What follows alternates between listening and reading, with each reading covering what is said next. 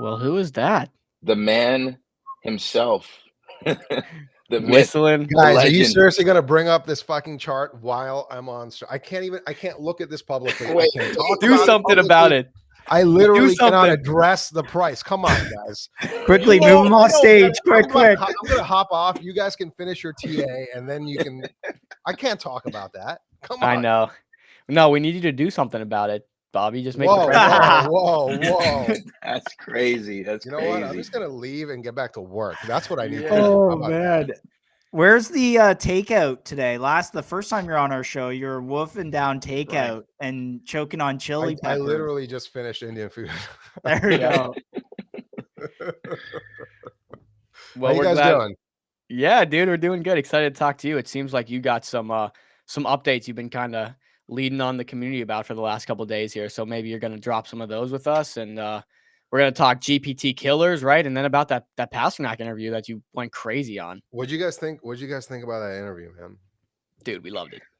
Lot of value, bro. Ton of value. I really wanted it to be live. Ben needs to trust himself more. I was like, dude, like just do it live. People have questions like beyond my stupid questions, but he really wanted to make it his first podcast, which is bizarre. The first ever Believe podcast is he was getting interviewed, not the guest. So there we go. That's that's Yeah.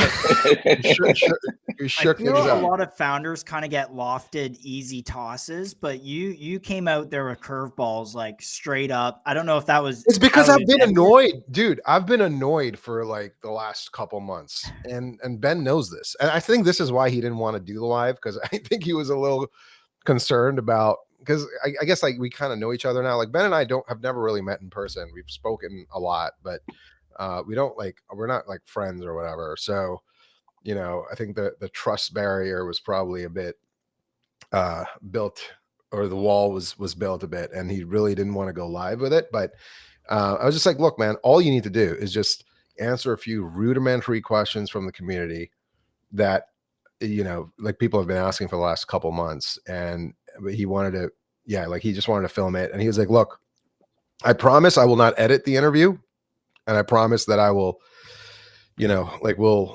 I'll answer all your questions, but it needs to happen. It needs to happen on a podcast. And I was like, all right, fine. So I went in there. I was just like, look, what the fuck? Like, what have you been working on? Like, because you're so quiet, and like it's all good. Like everyone's busy, everyone's working, but also you are building in Web3, and you can't not talk about stuff that you're working on for 2 months. I mean, fine, a couple weeks, 3 weeks, fine. Although Dupe paid the price for it, because I went silent for 3 weeks because I was out. And now I'm kind of working hard to, pump some life into the conversation that's happening on CT around Dupe. But so yeah, basically bad idea to be quiet. Learn that the hard way. So why did you go quiet for a little while? Because I had noticed that too. I was on vacation. Type. Nice. I actually believe in taking time off. Like I've already done the whole like insane grind, sleeping under my desk, through the night, like waking up the next morning 6 in the morning and grinding again. I've already kind of done that. I grind a different way now. I'm a smarter grinder, and part of it is sleeping. I really like getting my 8 hours, and hydrating, and like taking some time off in the summer. It was a very nice 3 weeks. Thank you for asking. Where were you? I was in Spain. It was very nice. Oh, dude, I did like awesome. a giant U-turn around Spain. Went to like 10 cities. It was awesome. Pretty hot, or oh my god, was it 115 degrees, dude? It was crazy. It was crazy. So I actually wanted to do a live with Ben while I was there, because I thought it'd be just like a nice, Oh, is That that where would've Ben's been at dope. right now? Are you doxing Ben, or? Ben does not live in Spain. No. I'm pretty sure people know where he lives. I think he's doxed himself. I mean, so You said New York, right? I'm not going to say anything. If he hasn't doxed himself, I'm not going to be the guy telling you guys where he lives. Dox not where gonna Ben touch lives right now.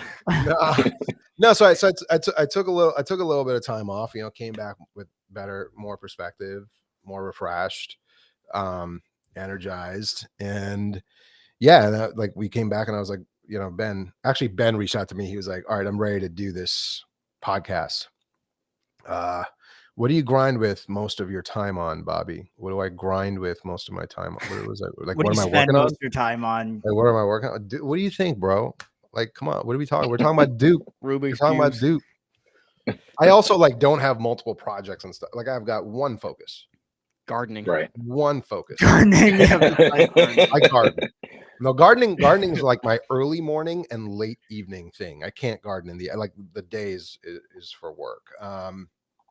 Yeah, so Dupe is all I'm grinding on. That's the whole game. That's the whole shtick. But what did you think were what did you guys take away from the interview with Ben? Like what were your like any was anything he said where you guys were like, oh, okay, like Ben's doing that. That's cool. It's Chill so made a funny full for you write-up. to ask. Yeah, it's so funny for you to ask because I actually did a full write-up on the interview. Honestly, I want to say first, you did an excellent job. Like Thank you. your approach to the interview wasn't like it was more like honest and coming from a community perspective rather than like the corporate jargon and like, hey man, how are you? You know, Yeah. it was a little bit different of approach, and I think the community really enjoyed that. Um, in the latter part of the post, I wrote about this piece. Oh yeah. Ben talks about like that Yeah. whole part about asking him about the flywheel and all of that, and like you were like, all right, just be honest, give us something to go on here. And that really kind of made him a little bit more comfortable, I guess, in at least Yeah. giving us something. Yeah. Because even at this point, I don't think he's because he said he wrote about it on the timeline, but I don't know. I don't know if I saw this in You know particular. what it was? I think I think he mistook something because I think last night I saw a clip with him and Thread Guy like a week before he did the podcast with me, and he Mhm. actually did bring up the hyperliquid model on Thread Guy's stream. So he has brought it up, but for whatever reason, it just like wasn't caught on or talked about. Like everyone kind of missed it. We definitely Gotcha. talked about it on stream a few times, but again, like reading through the lines, this was the most direct, answer he's given on this topic yet, for Yeah, sure. Yep. like my whole thing is like the thing that I'm very, I guess I'm not puzzled because there's always this like some faction of startup founders who believe marketing is dumb, and I'm very much in the opposite camp. Like I think marketing is critical, because the job of marketing is to get the word out there. Like I don't know why anyone would ever be against getting the word out there. But there's this like old school model of thinking, the web 2, like 2011, 2009, 2010, which is the product should be so good that that's how people find out about it, because the word of mouth is explosive. And while that's important, word of mouth is explosive. It's a proxy for the quality of the value that you deliver to users. Like you have to understand that like people are brain fried now because they are marketed to a lot. It's really hard to get any sort of traction in people's minds, and you have to talk about yourself a lot. I think the thing that he was confused about is when he hears marketing, he thinks paid ads. And I think like that is such a small portion of marketing, right? Like, 100%. and it, like you could And in be Web3, irrelevant almost. is irrelevant. By the way, what we're doing right now is marketing. I'm about Right. to. We'll talk about Dupe. We're talking about Believe. We're talking about the Believe marketing. Did you guys pay me for this? Paid you a Nope. Hey, lot. you guys should fucking pay me for this. I mean, like, Should pay did us I for pay this, you? Did Bobby. I pay you? Did I pay you? No. No. Like it is literally just a way to get the word out, and I think it's surprising. It was surprising to me to hear that he was poo pooing it a bit. Even like getting, you know, like you don't even have to get paid influencers or anything like this, but you can get a PR person to help shape your story so other people are talking about you in the right way, so that the right people find your product. Like this is like a no brainer thing to me, and I was a little bit shocked. I walked away from that I interview. mean, Oh, whoa, that's weird. marketing in and of itself kind of works like a flywheel, right? If you have a great product, that's the only way marketing really succeeds, right? And so you have that marketing pairing, and then uh, the next person talks to the other person about this, and the marketing, only amplifies that word of mouth, which I think is what Ben's really trying to lean into more than anything. I think Dupe is a great representation of this, because you have No, someone save a ton of money on a product and they go and market it and people just naturally see that, and exactly. then that flywheel of others talking about it kind of happens. Exactly. So he did show me a few things around the product, like after the fact, like a couple of days later, that they're working on. And I will say that it is very different from what is out there. So it is different. Interesting. It is differentiated. And he Good talked to me. different. Good Good different. different. Good, no, good. I mean, I was interested. I leaned in. I was like, oh, this is very different to some of the other stuff. And I don't know how much I'm allowed to talk about it, but he definitely thinks about himself, or believe, less as a launch pad, like say Pump or whatever, and more as like a product like Moonshot. Interesting. And Which so is, I think, where we have to be at if we want to get that like Robin Hood type of experience, rather than Yeah. Something catered towards degenerate Web3, Yeah. people. Yeah. I mean, look, I got to a point with enough conviction in Believe, because remember, I was actually like quite disappointed with everything for the last couple months, and I would consider leaving. I was just like, what does and then I was just like, what is leaving going to do? It just sounds like a whole bunch of fucking overhead and a momentary hooray, hurrah, brouhaha. Come on, guys, we're all in it together now. Dupe is its own thing. It's like, actually, like, that's kind of an irrelevant thing. Like, what ecosystem you're in is irrelevant, because it ultimately just comes down to the product, Yep. the coin, the founder.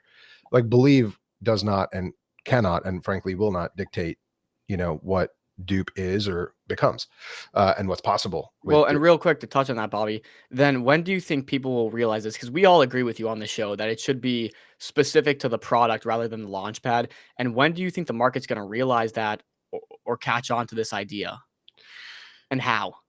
Well, so I can't talk about Dupe's price, but I could kind of talk about Believe, right? Like, when I look at Believe's price, which I haven't looked at today, but it's like whatever, 55, 60, 70 million, whatever it is. I think what's happening is that the market is pricing in a quote flywheel that accommodates all of Believe's tokens into the Believe product. But the reason that, because they make fees on all these products, right? So, but the reason that the rest of the tokens don't appreciate in the same way is because no one appreciates the other way. Like, no one is saying, oh, like launch coin going up means all these other tokens are going to go up. It's always like kind of a one-way street. When these other coins mint and they go live, then Believe earns these fees, which is true. But I think like one big thing a launchpad can do, or two things, is turn on a flywheel where the other tokens also appreciate by virtue of being in the ecosystem, which I think Ben is going to do. He talked a little bit about it on our podcast. But the other is marketing. I truly believe, like, making Believe a great ecosystem for amazing traders to come and participate, getting the word out about the ecosystem is a good way to get the visibility to the other projects, right? So, and maybe Ben is playing some like 4D chess or something without doing any marketing, because he believes the product's just going to do it automatically. I don't think so. I don't think the product will do it automatically. I think eventually he's going to have to market this thing to some extent. But at least the product design that I saw was differentiated, and it gave me enough conviction to actually like end up buying Launchcoin tokens for our treasury. I think I bought like 1.1 million or something. We saw you went crazy. Tokens into, yeah, and for me, it's like, that is my way of committing that, like, I believe that Believe will be the winner. And it's not even so much that it's binary, that if Believe wins, no one else wins sort of thing. I actually think there's a lot to go around, but at least the way they're thinking about it, and having spoken now to multiple launch pads, I do think Ben is on the right path. And for what it's worth, believe he has by far the strongest brand, like by far. It's not even close. Not even close. And I feel the same way about Dupe. Like, this is why we picked the name Dupe, because our product, the name is so powerful. Like, when you see it, you understand what it is immediately. Like, you get it and it sticks, right? And I think Believe has kind of a lot of the same jujitsu going on. So, and to credit to the moonshot strategy of building a product first launch pad versus just like a degenerate, in the trenches launch pad, is Moonshot kind of crossed that chasm when they launched Trump. And that's where the flood of capital came in from people on the weekend downloading it and be like, oh, I'm going to try this out. I think we haven't seen the Believe moment version of that. And the new updates really, like, it was a great product experience, beautiful app, everything flowed. It looked great on iOS. And I think it'll hit that point where you're almost like building your little portfolio in your app, kind of similar to your banking app. And ideally, I think what they're trying to do is Believe will compete with your, you name it, banking app for your investments, compete with Robinhood for your investments. So I did take that away from that product video. The other thing, and maybe I don't know if you have any comment to that or if just, agree to that. Yeah, but I would just say, even with like Robinhood did a lot of marketing early on. It wasn't just, they were not marketing too. Yeah, exactly. And so actually, if you take the Robinhood model, maybe word spreads a little bit faster in crypto, and like, because the community is smaller compared to, TradFi or whatever. But is that what it's called? I guess like traditional finance, right? Right. So I think like Robinhood had to go on YouTube, and they had to go on TikTok, and they did a lot on Twitter, and and they spent money with people to get the word out about the benefits of their platform. Getting the word out about the benefits of your platform is marketing. There's many ways to do it. Often you have to pay for it, but there's ways to do it where you don't have to pay for it. And so I generally agree with what you're saying. I think Ben will eventually come around to the fact that, like, this is just not 2010. Like, it's 2025. Marketing is a real thing. Major products do not launch and just get made, automatically. They get the word out somehow. The word of mouth is a big part of it. Like with Dupe, 75% of our growth is word of mouth, but the other 25%, I'm paying for it. Like I have creators, right? And these creators put out videos every day. And we put out hundreds of videos a day. And so some of those videos are total bozo, nothing burger. Some of them go to millions of views, and that you just have to keep talking about your product so that people who don't know that you exist find it. Or that's I know that you, I believe you sponsored Gainsey Stream, if I'm not mistaken. So that was an avenue of marketing for you guys. If you're Ben Pasternak, what avenues for marketing for Believe, like, what would you do if you were Ben Pasternak? Like, where would you go? Who's the audience? Yeah, his audience. So he says that he, quote, wants to grow the trader base outside of just people who trade meme coins, right? So now you need to capture the mind share of people who take their money more seriously as an investment. And there's, where we've traditionally seen those sorts of plays play out the best is YouTube, in my opinion, because YouTube has by far the highest mind share of trust. TikTok is a great way to get mind share, period, but low trust, right? Like, people don't trust you, but they find you.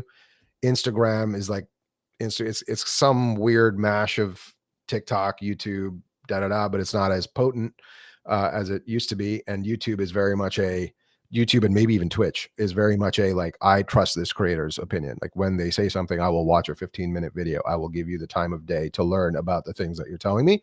And it might just be that YouTube is like the first place he starts.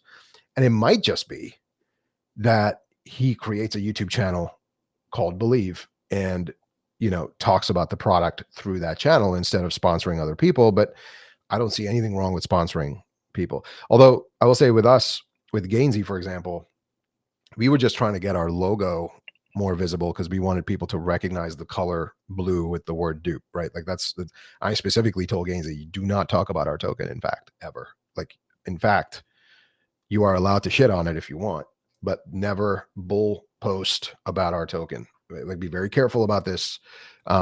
This is not that type of sponsorship. This is quite literally, I need people to know Dupe exists. So I'm going to pay for pixels on your screen that you never have to address. But please don't tell people to buy it. Please don't tell people to talk about it. Please. And then a couple episodes, like in the last couple of weeks, I saw that he talked about it, and I was like, all right, but that's his call. It's not my call. Like, I don't pay him to do that.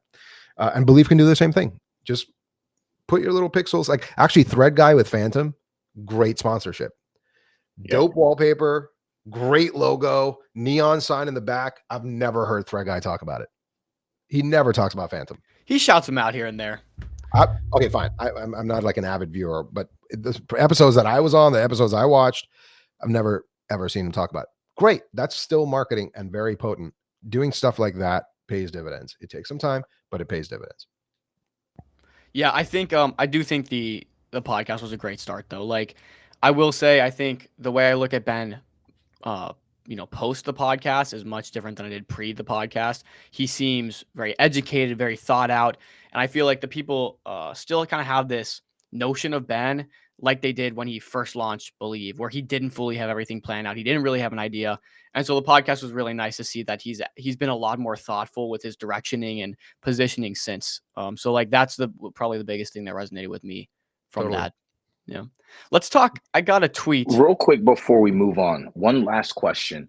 The vision. There was a part of that.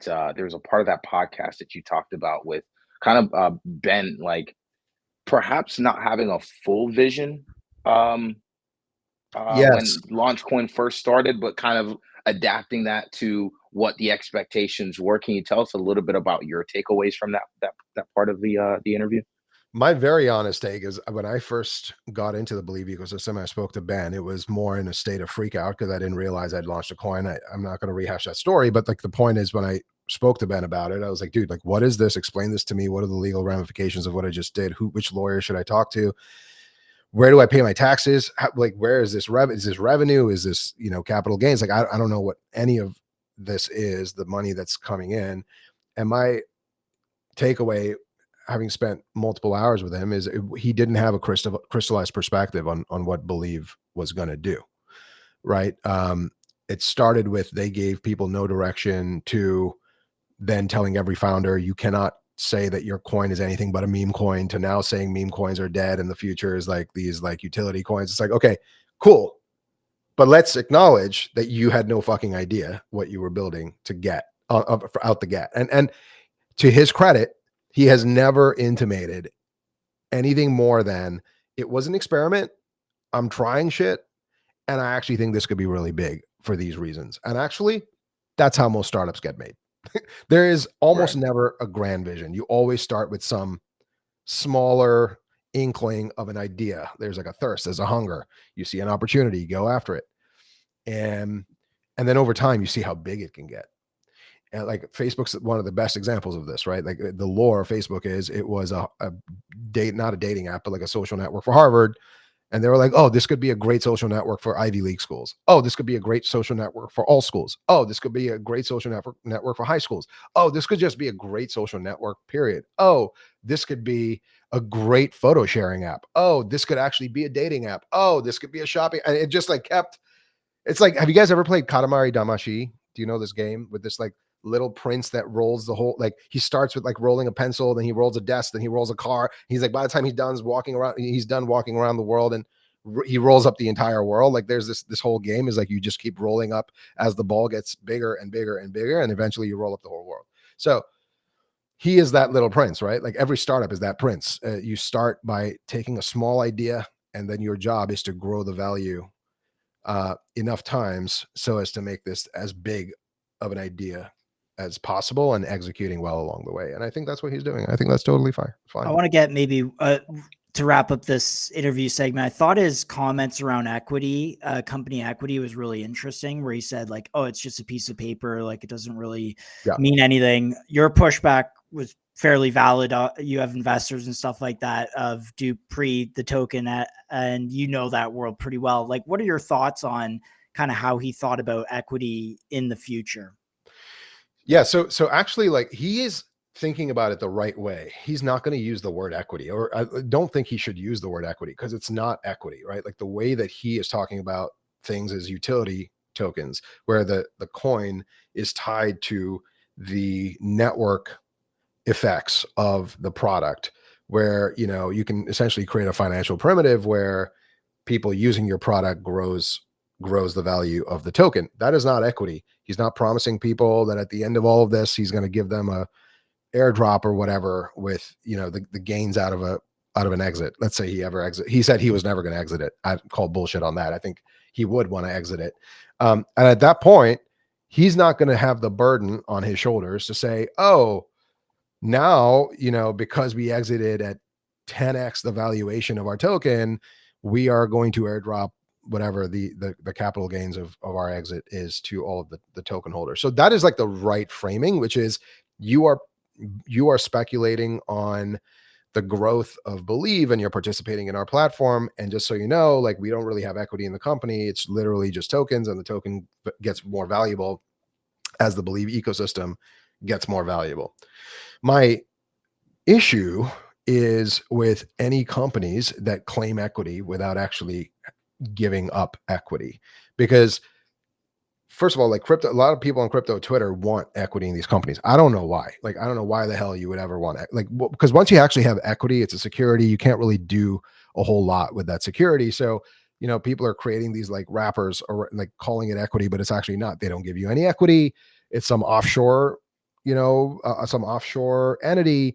And when those companies exit, if you actually had equity, when the companies exit, you would be entitled to the upside of the equity, but you do not get that. You need someone to sit in that offshore entity and say,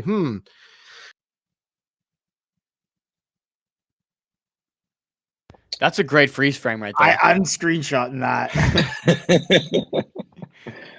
yeah, you know, like, I like how really, do I really want to give $300 million away to these 30,000 holders? Like, God damn, that's a lot of money.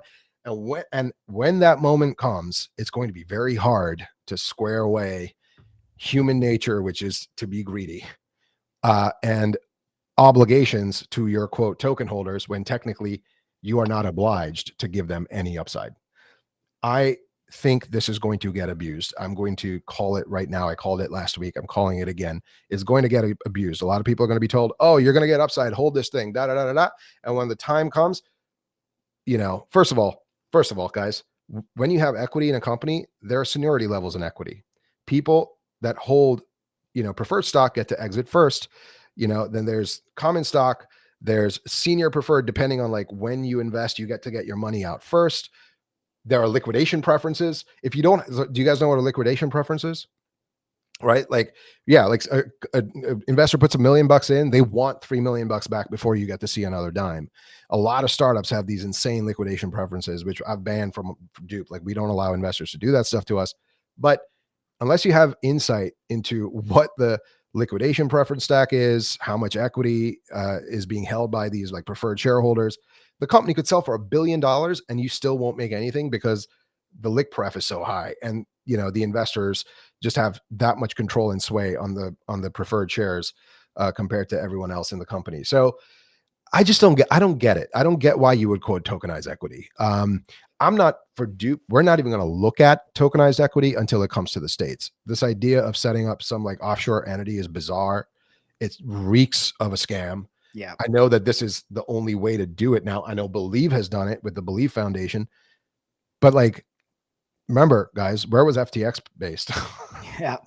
Right? In the Bahamas. So I'm just saying, like, you know, once you have offshore things, you know, you're basically throwing caution to the wind, and you're saying, you know, inshallah, this becomes something someday. And like, but who the fuck knows? So I don't really understand that movement. It just feels like wasted kind of mind share of a founder to set up all these like extra curricular things, and then eventually for, you know, crypto Twitter to trust and hope that in the event of an exit event, like they actually get something, is a pipe dream. I don't think any of that's going to happen.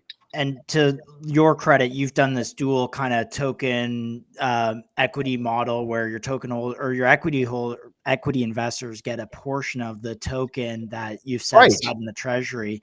You were at 17% on the first time on a show, desperately trying to find the buy button. I think we're at like 21% now. Now you're 21? Nice. I think so. I think we're at That's like 21. Crazy. I just bought like 4.5 million Dupe that I need to put into our treasury. Last week and a half ago, I bought another 8.5 million. I think we're you know, we're doing but yeah, like what I'm doing there is basically telling our investors, you don't lose your rights as an investor. You don't have to share this cap table with people that I can't even name, because I don't think that's fair. They put their money, they put principal funds into our business when we had nothing. They doubled down, they bet on us when we had nothing. They're not, quote, speculating in a liquid way that where they can pull their funds at any point. They committed. So as a counter commitment, I'm saying we have this token that we believe is valuable. We don't own 100% of it. We own a portion of it. We will prorate your ownership to this token based on your ownership in Dupe. And over time, this token will get more valuable. Let me restate that actually, but that is actually a very legally dicey thing to say. This is not true. The token can go to zero. I just want to be very clear about that. But the Howey test in the United States requires you to disassociate the value of the company and the value of the token in order for the token not to be deemed a security. Okay, that Howey test is actually very important. My company can go to zero while the token appreciates to $1 billion. My company can go to $1 billion while the token depreciates to zero. You need to have that disassociation. The moment you don't have it, it starts to get a little bit dicey. I know that the SEC is making changes here, but I'm not going to guess what they're going to do until they do it. This is not my job to do, like as a founder, right? So, is that September 19th? They're having that meeting. Are you going up to that? I'm not going to that. This is a waste of time. Guys, it's going to be what am I going to fucking raise my hand like an idiot and scream at a bunch of people who barely understand how crypto works? Like, it's a total waste. It's a charade. It's, participation trophies all around. I'm like not going to waste my time with any of that stuff. The thing is, most of these decisions happen in back rooms, guys. Actually, these decisions have been made. Everything else right now is a charade. It is to show that they are listening and, taking in feedback, So eventually when they announce whatever they're going to announce, it feels like the crowd participated. So I don't actually think, I think it was a giant waste of time. But the kind of broader point is, right? Like, you create this association, but you own enough of the equity where your investors feel like they are invested in the token. Sorry, not the equity, in the token, for the token to do well, because they have additional revenue or additional capital that they can pull from if they ever chose to pull from it. So that's the tact that we've taken. What we're not going to do is call something that isn't equity tokenized equity, because equity comes with rights. And if you don't give these token holders rights, you're not giving them equity. Don't lie to them. This is my point. Well, this is probably a good pivot then, because you had hinted at some tokenomic updates and some new updates to the token in a previous tweet from like 2 weeks ago. And that's since gotten pushed back. So I think we were talking about maybe breaking some of that down live on MCG. Yeah. I mean, we'll do a Twitter X Spaces about it. Basically, like, we had this V1 of the tokenomics where we had, some percentage of revenue getting burned into dupe tokens and stuff. I think like what we've come to realize is we don't think, this is the thing that we're doing tomorrow, right? So we don't think it is useful or valuable to burn tokens. Like, I felt this way 3 months ago when we first talked about the tokenomics. I felt very strongly a month into doing the initial tokenomics. And I think where we've converged is, actually, it's really important for us to hold this token supply in our treasury, because the tokens are valuable. If the tokens don't exist, you wipe out the value. And in the event that we ever get acquired or whatever, right? Like, we want to make sure that the acquirer values the tokens. That is the job of the founders, to make sure that this revenue stream around Dupe's token is actually valued in the event of an exit. And then the acquirer is going to ask, well, cool, how many tokens do you have? It's like, oh, none, but we burned 20%. Well, what? Like, that's crazy. So, that doesn't make any sense. So for us, it's actually, we just want to build up a large supply of Dupe, because we actually believe that this is a valuable thing for us to own. The tokenomics are quite simply financial primitive around the network activity of dupe.com. People do things on dupe.com. It forces us to buy Dupe in market and store it away in the treasury. This is how we've been doing stuff. A lot of the Dupe I've bought, the almost 20 million in Dupe that we've bought in like the last couple months, a lot of it is based on this network activity. People go to Dupe, they invite friends, they click on partner links, they're buying stuff, they're running searches, they get to earn and claim Dupe. We pay them, we buy Dupe off of the market, we store it into our treasury. So having the network, and if you believe that Dupe will grow over time, so this is the belief that a holder of Dupe would have to have and come to their own, they would have to come to their own conclusion. If you believe Dupe is a dying company, that our network is going to go to zero because people are not going to use our product because some competitor is going to come and wipe us out, then I think it's a stupid idea to buy our token. Because if the token value is tied to the network activity of Dupe, then, like the token's probably going to be hurt if the usage on Dupe goes down. If you believe the usage on Dupe will go up, then you should, in theory, see us buying more Dupe tokens for us, and users buying more Dupe tokens. For example, like we have superpower features that we're building that we're only going to let you use. Like most traditional apps would make you pay monthly subscriptions. We're going to make you hold Dupe. If you hold Dupe, you get to use those superpower features. If you don't hold Dupe, you're blocked from using those features. For our MCP, for example, when other apps get to leverage Dupe, instead of paying us, per query, where it's like usually 5 cents or 7 cents per search, you need to buy Dupe, right? Like you need to buy and hold Dupe in order to use the MCP. So when I say network activity driving the action on the token, that's the kind of stuff that I'm talking about. That's not us promising equity. That's not us, promising any rights. It's just saying, if you're a user of Dupe, you already get to participate in this ecosystem. Does that make sense? No, that's super bullish. And you came up with these ideas in coordination with a bunch of your top holders? We do. We have a group with 11 holders.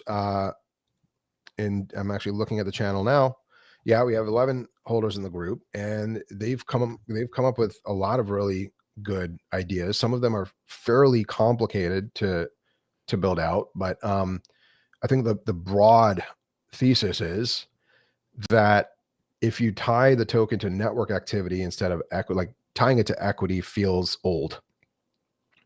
Tying it to network activity actually incentivizes people, Dupe holders, for example, whether it's normie users or you guys, to invite more people to the network and get them to use it in this way and evangelize the network, because they will see an appreciation in points that they earn and the value of those points. So this makes like a ton of sense to me. Yeah, I've been kind of saying this too.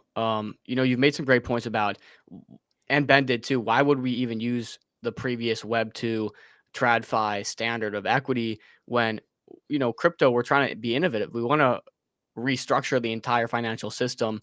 And so it almost feels childish to keep going back to this whole equity model when the goal here should be just completely changing it, like you're doing with a different mechanism rather than just equity. This is a underlying token that is driven by, your business actually thriving, right? So I think that's Yeah, something people should focus on.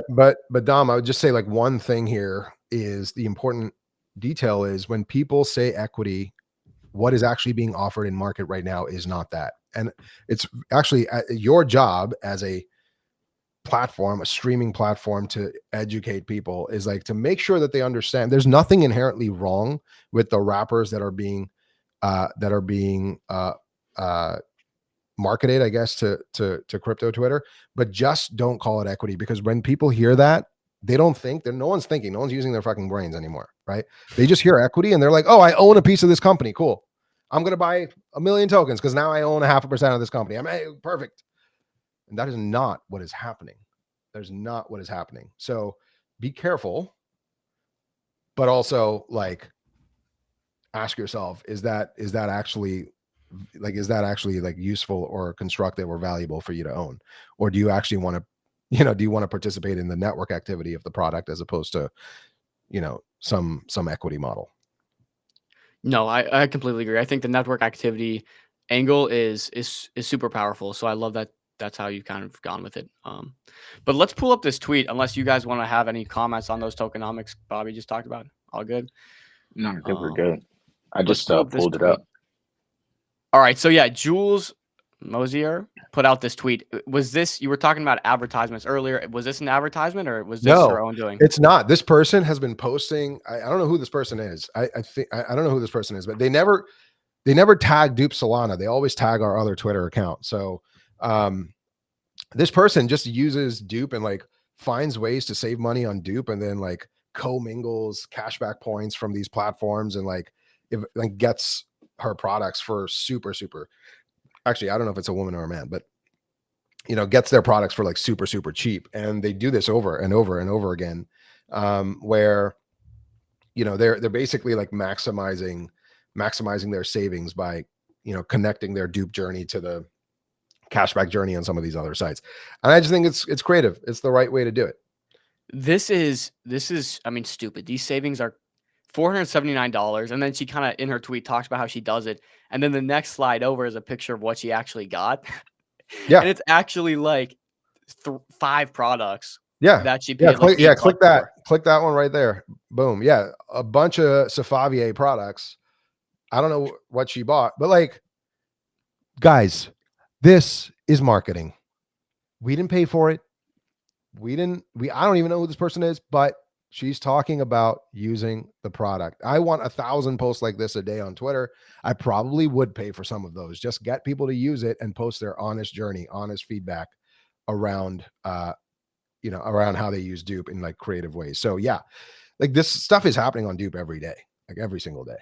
I couldn't think of somebody that would see this post, especially if they're in the process of moving, remodeling, buying furniture, buying anything, would see this post and then just like not either send it to significant other or someone that they know could use this, because it is so like it's so powerful. I don't know. For me, it made me just want to, solely use Dupe as my proprietor for furniture and stuff. Crazy tweet. Which actually brings me to kind of the product updates. Dupe is no longer just about furniture. This is one of the big things that we saw is a lot of people were using 50% of our traffic were using it for like fashion and jewelry and shoes and stuff. And I was like, okay, we can continue to promulgate this furniture narrative, or we can go after a wider market.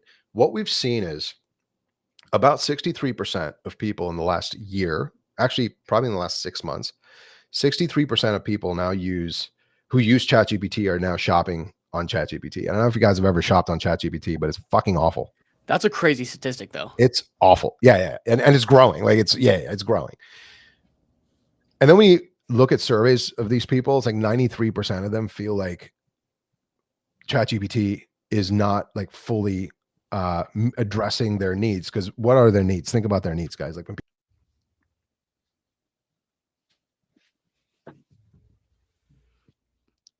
GPT gives you a fucking essay, like if you paste a URL, it's like here's a whole essay of and then we talk to brands because we're partnered with a lot of these brands, and they're telling us that they're seeing a 1,500% increase in traffic from chatbot or chat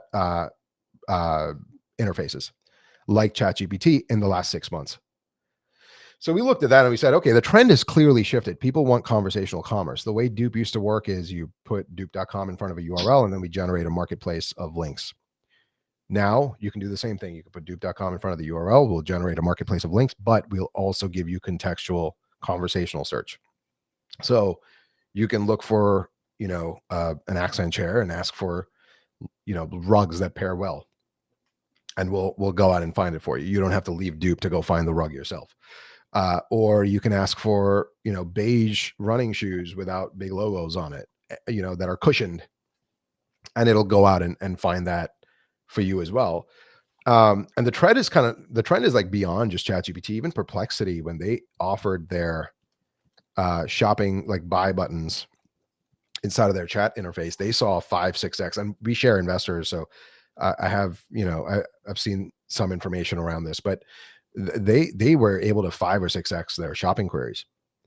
Like almost like 8 out of 10 queries on Perplexity now have shopping links in them. So shopping is clearly moving into this chat kind of conversational commerce model. In a world in which every website looks like a website, people don't want the website. Does that make sense? So what is Dupe's job in that moment? Our job is to intercept every transaction on the internet. Intercept it. Make sure the user finds the product that they're looking for, giving them the conversational rails to do so. Make sure brands are visible to high intent users in the right way, give them the means to do so, and then drive the click to the purchase. So that is a big shift in how Dupe worked the last time we spoke compared to how Dupe works now. When we shipped the conversational the chat model, we saw that we were driving 50-60% more clicks to our partners. At scale, this is very material. This is like, it's rare to find anything that gains you 50-60% of anything in a fairly like scaled up product already. Like our product already does well, but finding 50% alpha, 60% alpha is like really hard. And we saw that we were able to do this. And like the analogy that comes to mind is, you know, in the old world, people used to search on Google and they now search on ChatGPT. In the old world, people used to shop on Amazon. We believe they're going to shop on Dupe because the model of finding has become that of lending personal context and then hoping to be understood before you see the results, as opposed to just like typing in, you know, beige sneakers. It's like, no, beige sneakers with cushioning can ship, you know, in 2 days at this price point. You know, like give us as much context, and then we'll help you go out and find those products. And by doing this now, we've been able to unlock internationalization as well. This has been a struggle for us, right? How do you get people in France, or how do you get people in Japan or whatever to use our product? Because we're using AI, internationalization, you know, once you have the product catalogs, internationalization is baked in, because AI is like out of the box, speaks every language. Yeah. So that's been pretty powerful as well. Yeah, that's massive. I remember a few months ago you were traveling to, I forget exactly where it was, but you were trying to build China, a relationship. Was it China? You were trying to build relationships, direct factory relationships. How did that end up going? Is that part of what you guys are working on today? Or? Yeah, so that, yeah, we've been building these like factory relationships for a while.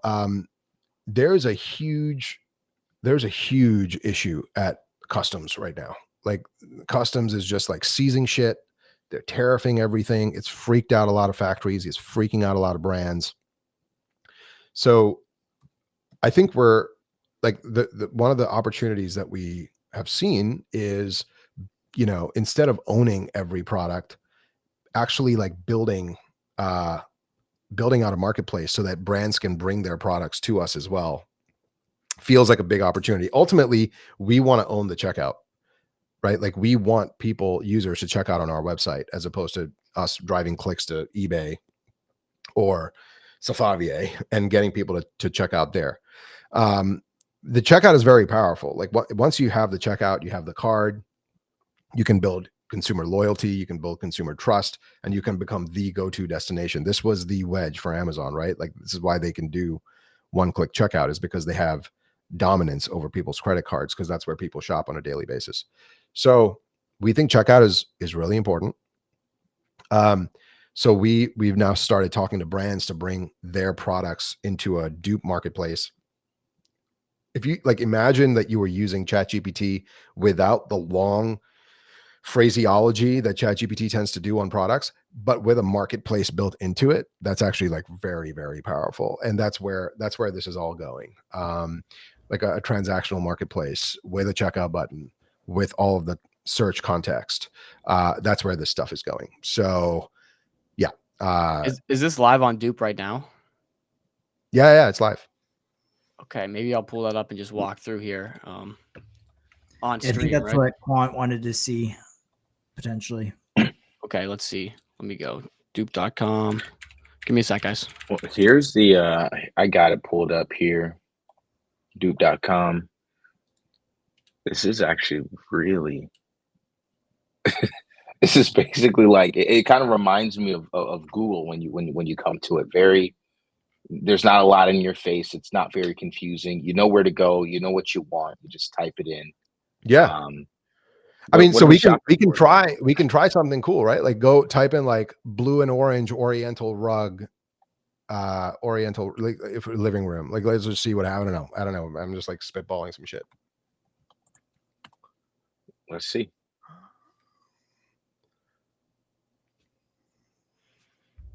Oh shoot.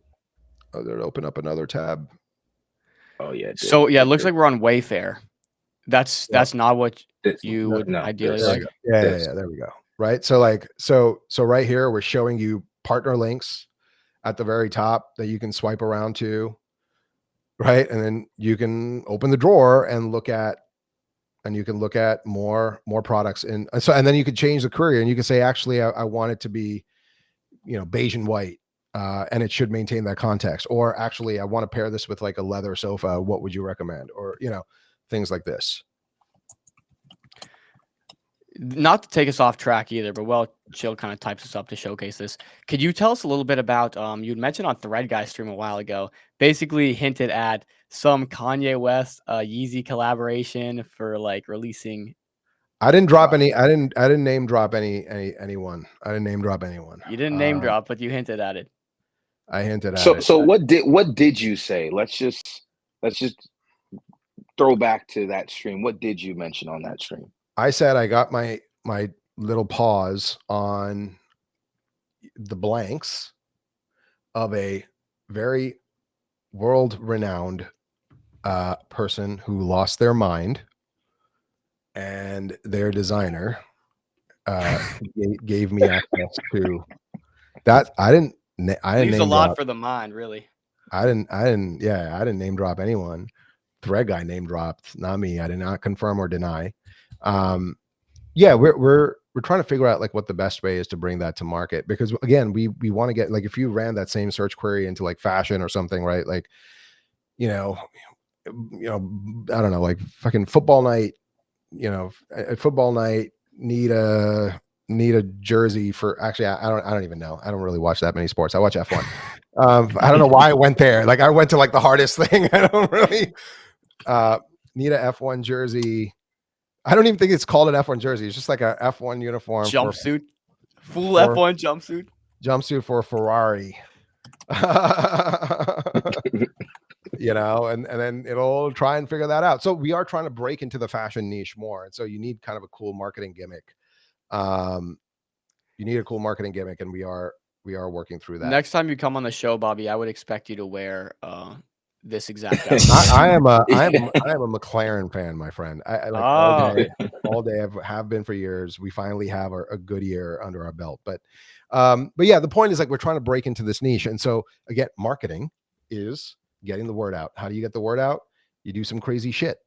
you try out some viral potential marketing hacks that may or may not work. And if it works, there's probably a whole bunch of alpha people come to your website just to get their paws on those clothes, and then they discover, holy shit, I can save money here for the next thing that I'm going to buy, and then they start using the product and like telling their friends about it, right? So it's all about kind of finding marketing gimmicks in this way. No, I think directionally you're pretty much spot on. I mean, that's amazing. We're getting a raid here by Mercy. Shout out Mercy. You what's your relationship like with Mercy, Bobby? You know Mercy pretty well, or from ICM Run? Not at all. I do not. He has the Believe Big Brain chat. You're in there now. I am in there, but I'm not. I don't know him. Or her. I don't know. Mercy. What's your relationship outside of Ben Pasternak with the broader ecosystem? I don't have one. You've been championing ICM recently, though. You've gone on Frank a few times. Yeah. You've like been really outspoken. But I think this is just me coming back from vacation, trying to, again, get the word out. It's like, I exist. This product exists. Go use it. It's fun.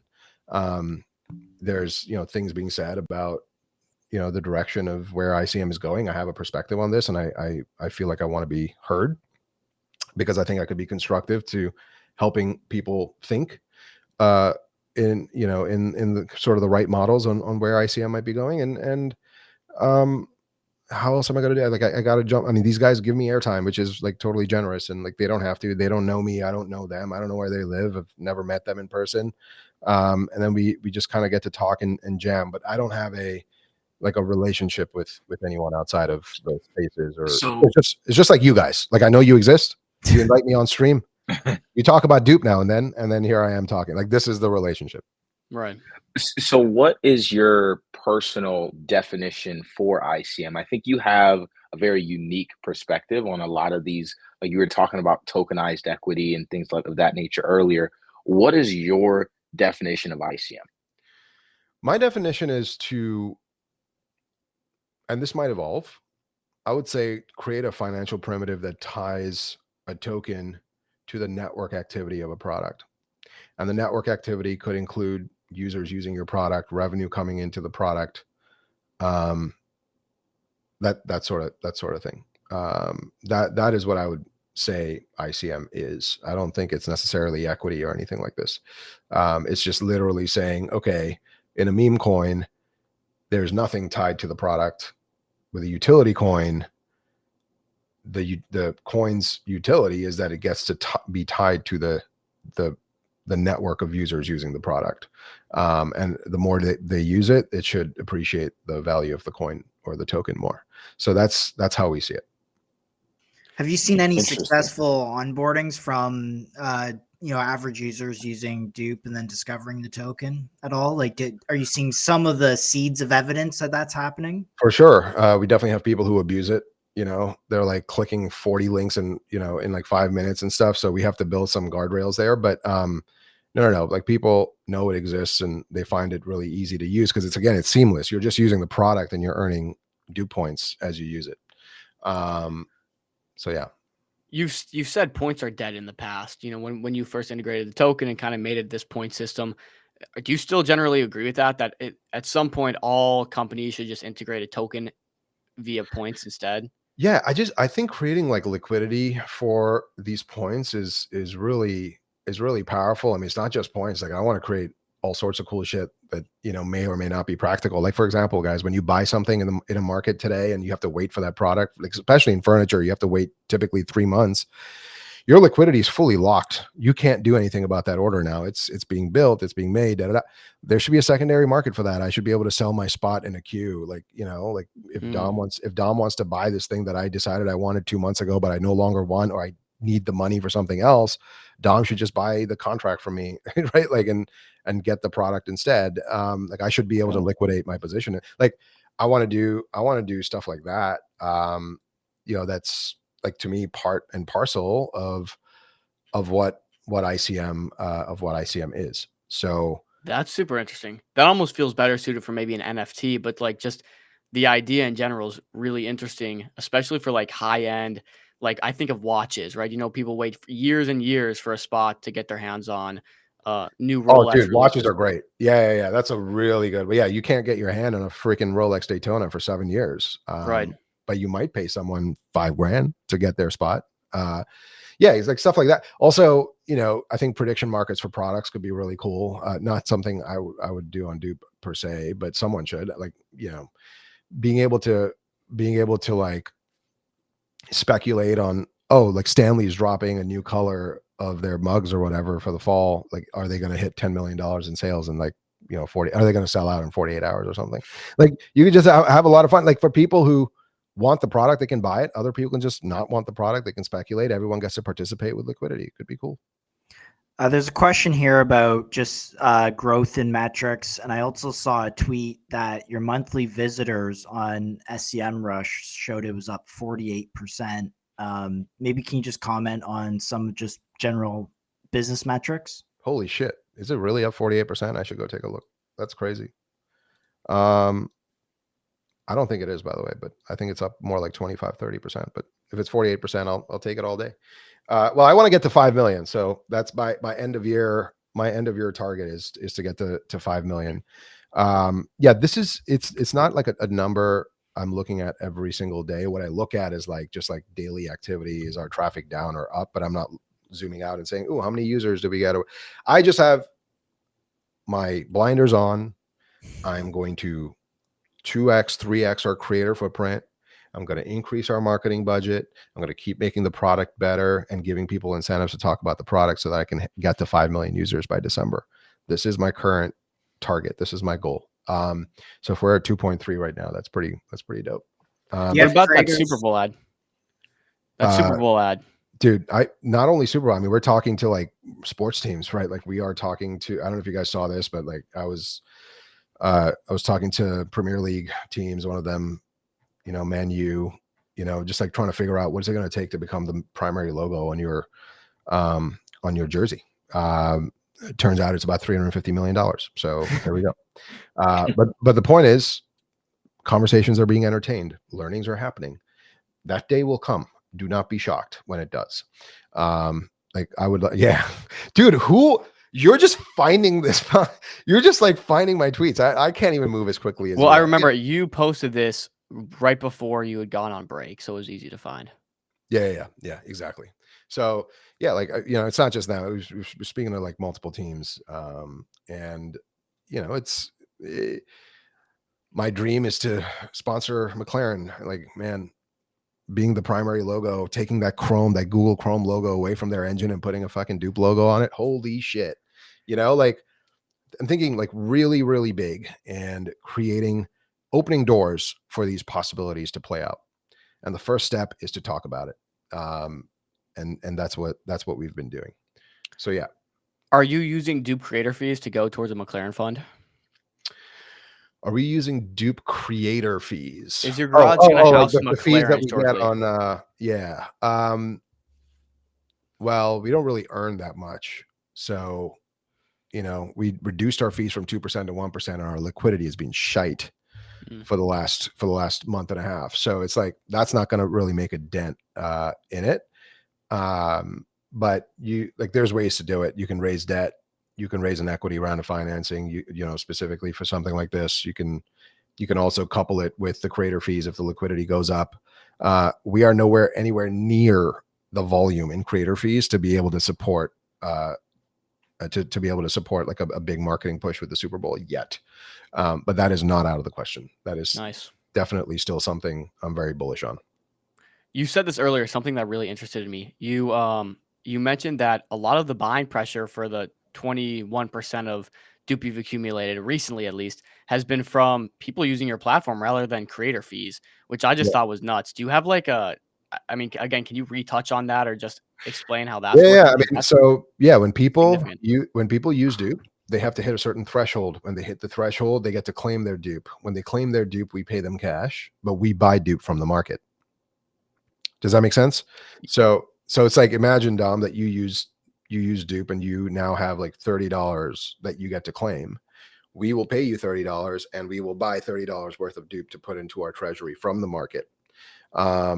And so we basically remove all sell pressure completely. And we designed the point systems to do this because it doesn't make sense for me to give you Dupe and then you dump it in the market. Like, what the fuck? Like, that's kind of a shitty experience.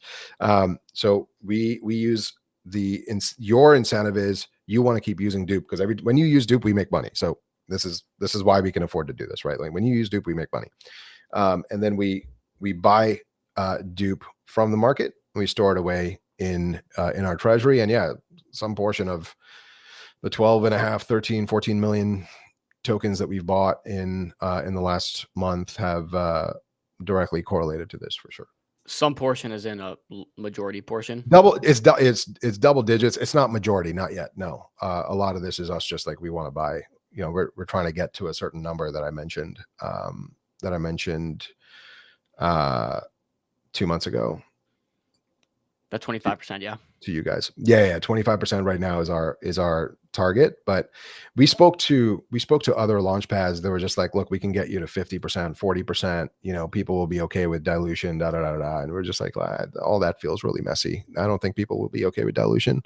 I think if someone ever tells you people are okay with dilution, they're blowing smoke up your ass. That's an instant carnival sin number one. And the person who told me this, you guys would know, he is maybe the most famous person on crypto Twitter. So and I was just like, yeah, I don't think so. I don't think so. I was not born yesterday. I know how asset prices work. Nice. We don't want to keep you too long. Quant's got one more question here. What is this? Can you talk about the ultimate vision for Dupe? Is this the Amazon killer, the ultimate shop? I think that's a good way to end this. We want to disrupt Amazon. We want to intercept every transaction on the internet. We want to become the primary front door for deals on the internet. We want people to come to us before they buy anything, just to gut check whether or not, you know, they're making the right purchase. Ultimately, you know, we think that we're going to build enough trust with hundreds of millions of users and we will become a more potent driver of traffic to PDPs, so product pages, like product description pages or detail pages, than Amazon or then Google. Like that's what we want to do. And so we, we're not like a general purpose AI app or whatever. Like we're actually building the Shop GPT, Chat GPT shopping killer, because we think verticalizing will allow us to do it in this way. I mean, you think about Google, like they have billions of monthly active users. Many of those users shop with Google. Like they start their journey on Google. Many of our users do still start their journey with Google, and they still come to Dupe because they still want that last transactional kind of gut check to make sure they're finding the best deal, the best product on the internet.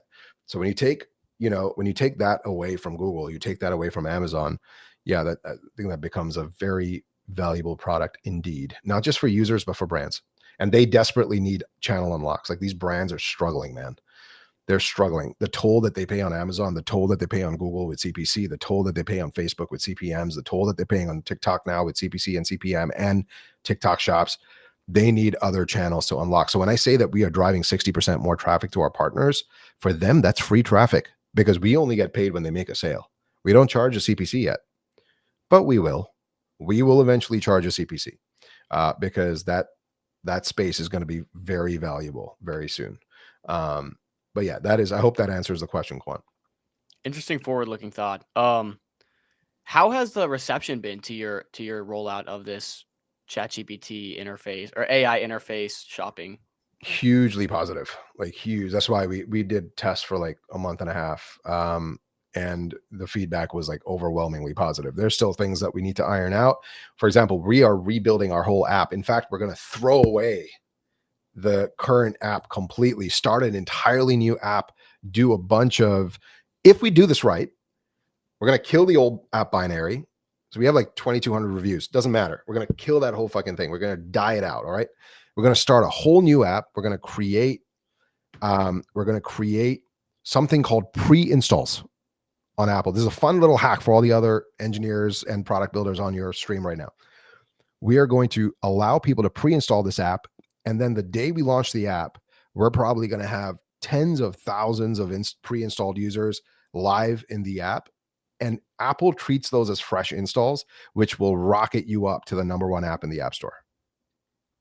That's crazy. Wow. That's a crazy move. That's a fucking Nikita Beer level hack right there, by the way. If you guys are building products. So this is the calculus, right? You lose 2,200 reviews, but you become the top app on the App Store. Do you take that trade? Yes or no?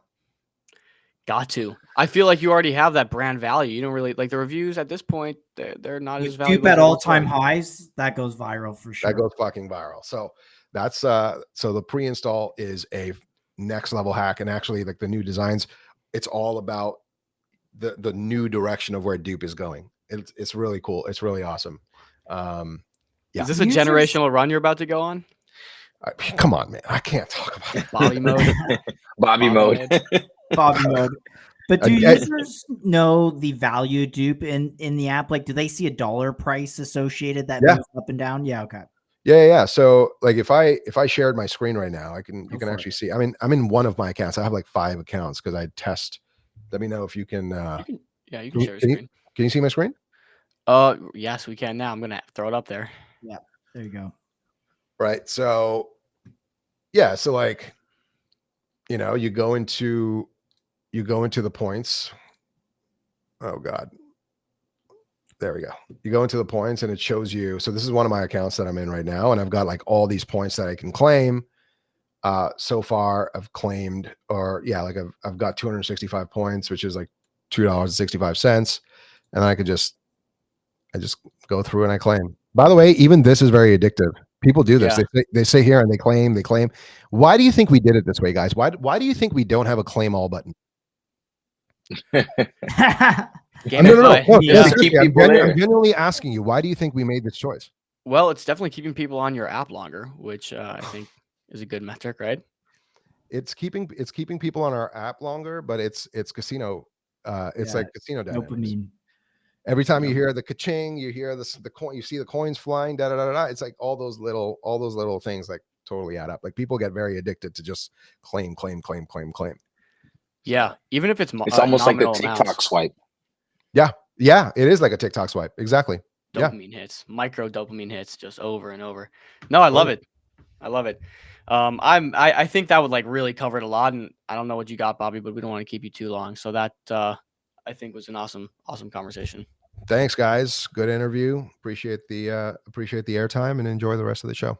Thanks. Hey, appreciate Bobby, it. Thanks Bobby, for coming on. do you think an Avi Patel x Ben Pasternak podcast would be a shit show or should happen? No. I mean, well, should it happen is I don't fucking know if it should happen, but if it did happen, it would be fire. I think they're both very different personalities. Avi is like a wow, you know, he's like wow! He's like a fucking panther. He's going like Ben is very much like a Yeah. Can we clip that, please? Yeah.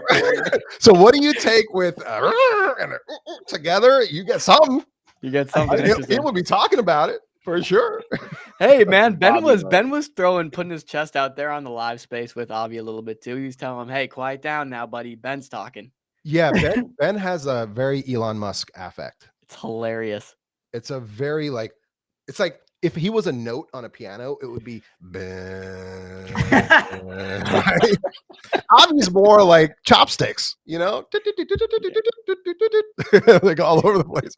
I don't know how chopsticks goes, but you get the point. It's very musically. If you kind of the tonality between the two is so different that maybe together there is a crescendo that is worth listening to. Beautiful. Mix the staccato of Avi Patel with whatever Ben's doing over there. Yeah. There we go. There we go. Although I would say Avi is less staccato. I think Ben is probably more staccato. Okay. Avi is probably a little bit more chromatic. You know, he's more freestyle. Avi's very freestyle. Very freestyle. Cool, Ben or Bobby. Wow. Thanks for coming on. For sure. What a great conversation, man. We'll be watching closely for this Dupe takeover. Thank you. Take care. Thanks for coming, Bobby. Yeah. Take care.